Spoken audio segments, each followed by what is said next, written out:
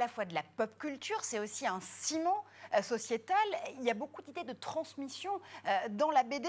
Mais pourquoi? Ça veut dire qu'au travers des bulles et des phylactères, vous pouvez avoir un rapport beaucoup plus direct, un rapport différent à votre lectorat?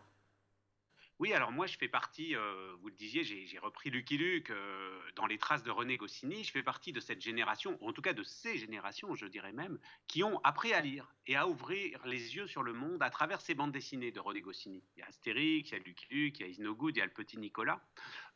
Et sa caractéristique, c'était que, bien sûr, il y avait plein de choses drôles, c'était la chose principale, d'aventures, mais aussi beaucoup de connaissances, de références. La culture classique, l'histoire, moi j'ai enseigné, étudié et enseigné l'histoire, était tout à fait d'une richesse incalculable dans tous ces livres-là. J'ai utilisé, moi, des choses que j'ai apprises dans Astérix quand j'ai passé l'agrégation d'histoire, et c'est pas juste une rodomontade, c'est vraiment réel.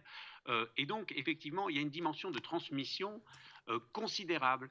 Et moi, c'est ça qui m'intéresse, c'est-à-dire qui, par le biais de l'humour, parce que c'est vrai que c'est mon domaine, moi je fais pas de la bande dessinée sérieuse, des reconstitutions historiques stricto sensu, il y a toujours ce côté de l'humour qui est un outil pédagogique magnifique.